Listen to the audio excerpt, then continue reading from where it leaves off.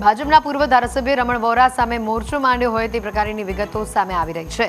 પૂર્વ એમએલએ પૂનમ મકવાણાએ રમણ વોરા ઉપર ગંભીર આક્ષેપો લગાવ્યા છે। કરોડોના જમીન કૌભાંડ મામલે રમણ વોરા સામે તપાસની માંગ કરવામાં આવી છે। પૂર્વ એમએલએ પૂનમ મકવાણાએ ગાંધીનગર કલેક્ટરને લેખિત રજૂઆત કરી છે અને કહ્યું છે કે રમણલાલ વોરાએ ખોટા દસ્તાવેજો સાથે પોતાને ખેડૂત સાબિત કર્યો છે અને એના આધારે જમીનના માલિક બન્યા છે। તેમણે જણાવ્યું કે આ કેસમાં જમીન વ્યવહાર કાયદેસરના દસ્તાવેજો અને જમીનના ખોટા ઉપયોગની પણ તપાસ જરૂરી છે। સરકારી રેકોર્ડ સાથે પણ રમણ વોરાએ ચેડા કર્યાના આક્ષેપો લગાવવામાં આવ્યા છે।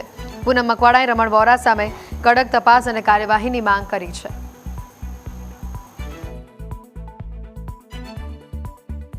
आईटी रिटर्न में ना आव्યું હોય तो सरकार हाथेनी टेक्सनी चोरी कहेवाय एक प्रकारनी, कारण के आईटी रिटर्न में सीधो टेक्स बतावे।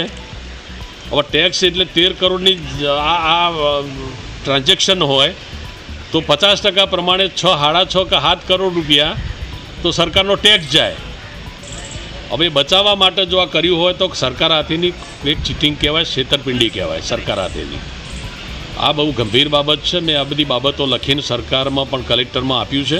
કલેક્ટરના મેં એ પણ કહ્યું છે કે અમે સાચા ખેડૂત હતા, રમણભાઈ બોગસ ખેડૂત હતા।